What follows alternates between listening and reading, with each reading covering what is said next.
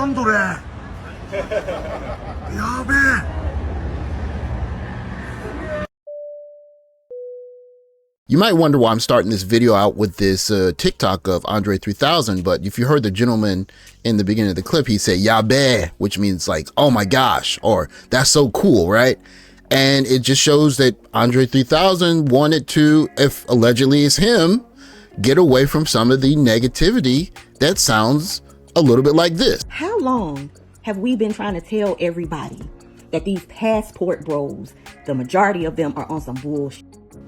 Black women been trying to tell y'all all along that these men are going to other countries only because they can't find a woman here because they're weirdos. Don't nobody want them because they're weirdos. When I saw this conversation with Dr. Umar, I actually thought of the Andre 3000 TikTok, and it's alleged, but I'm not 100% sure it's him, but I'm pretty darn sure it's him. And I thought of it because when I hear this conversation, especially from Dr. Umar, he had a point where he said that, you know, black women don't have a lot of options and they're settling and black men have to do better. And then he talked about if you're a guy who's not getting selected, that's a you issue. And it's just an overall negative conversation, really. And when I think about just the negative vibe that comes from it, it's one of the things that I think lends to guys kind of quote unquote tricking, if you will. Now, why do I think guys trick? Well, I think guys trick because we have an environment that kind of sounds like this. I have dated quite a few very moneyed men, and ladies, please believe me when I tell you, the only thing that most men have to offer you is money. Most of them are morally bankrupt, corrupt, and they think that they're better than you because you're a woman and they're a man. The companionship, the love, the affection, the attention, that you think you're going to receive, you're not going to get because money is honestly the most that most men have to offer you. So if they're not giving you that, toodles. One of the things I think has happened to the recent dating arena is that it's become so money focused that for many guys, there's just no reprieve from the idea that you can separate your value from the money that's in your pocket. And so when dating becomes so extremely transactional, for a lot of guys, they just see value as how much money can I accumulate? And if you have that particular mindset, then it leads to guys, especially when they go overseas, taking that mentality with them. But to be honest with you, I can't really be upset at guys because if you're in an environment where everything around you says your value is 100% tied to how much money you can spend on a woman, then guys are going to evolve in that particular situation. But I would dare say that spending money on a woman is not tricking in itself. That is not the issue. This is a hostess and she's working in a snack bar, which is where businessmen or men after they go to work come and want to unwind. And it's kind of sort of like a strip club, if you will, but it's much more classy. But one thing that you see happen here is you have a lot of business meetings, business talks. And I'll be honest with you, I've heard guys tell me directly, they say that they conduct business conversations in places like this and it becomes a tax write-off. And so when you go to a bar like this one and you'll have pretty ladies making you drinks all night and you'll run up a tab of, you know, a couple hundred, maybe $1,000 or so.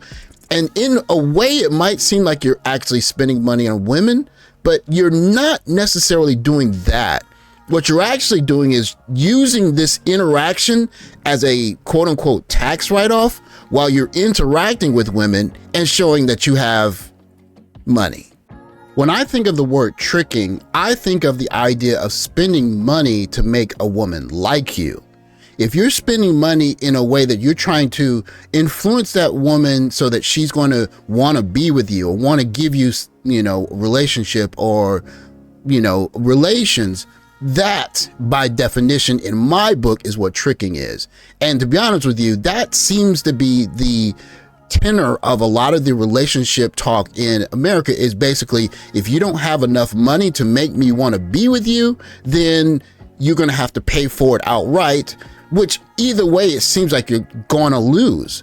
But what I've noticed in my interactions overseas is guys just understand that when you go to places with pretty girls, you don't have to give the money directly to the women. You just do your thing, party, have a good time. And when you come through, they realize that you spend money. But if they want to be with you and get, contact information after you leave, that's one thing.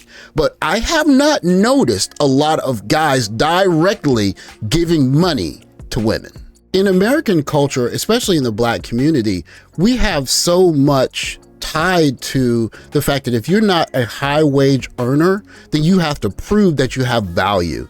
And for a lot of Black men, I'm pretty sure that they're carrying that overseas. So when you're just in front of a woman and you're just talking, for a lot of Black men, feel like you have to do something or give her something to demonstrate your value, because let's be honest, a lot of the talk relationship wise is simply, you're not a baller yet. If you don't, you got to pay to be in my presence. And I think for a lot of Black men in particular, there's this feeling that I don't have a lot of value. So I have to demonstrate my value by being willing to give money. And that's what I mean by tricking, is that when you feel like you have to give money in order to prove your value, as opposed to just, hey, I'm spending money in the way that I spend it. And for a lot of well-to-do people, like I told you, they're doing it in a way that is a business expense. It's very different from what we're taught, in that you got to take me here on the first date. You got to show me that you got the value, that you're a baller. And so a lot of Black men feel when they go overseas that the only way I can show my value is to give her money.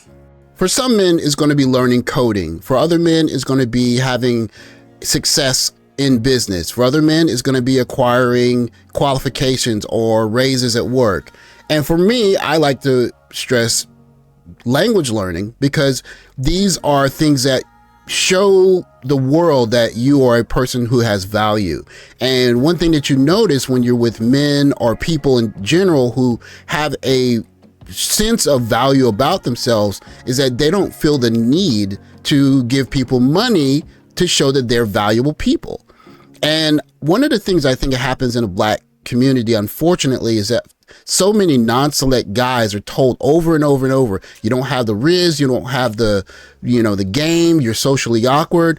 And so there's this kind of reinforced need that if I want people to like me, I got to produce, and then I got to take what I produce and give it to women. And I can buy their affection. And it's something that's not necessarily the case as much as it is in America. And so a lot of American men, particularly Black men in our dating environment, which is infested with that kind of thinking, think that the only way that I can get a woman to really care about me or to be into me is that I got to pay her for it. And it's unfortunate, because I think it's a trap that a lot of Black men fall into. And so when men go overseas, they kind of distort the local markets by saying, I want this girl to really like me, so I'm going to ball out. As opposed to, and this is where I think this can make Passport Bros really dangerous, is when a man knows I have money and I can ball out. But that's not what I'm here for, honey. I'm here because I'm a man of value. And if you recognize that, you'll get on my team without me even have to prove anything to you. When Passport Bros are moving that way, then Passport Bros are going to be a real problem. Remember, guys, it's not about the money that you have or the money that you spend. It's about the value that you have in yourself. You carry that value and carry yourself in a way that you know that you're the ish, and you're about to be the ish in the future. And the woman that's talking to you knows that her life will change if you make a certain decision. You're not going to have to do this money gun, throw money up in the air stuff, because let's be honest, that's not happening in many other countries besides America. Remember that, gentlemen? Have value. The women will come to you. Thanks for watching. Like, subscribe, comment below. I'll catch you in the next video. Take care, guys.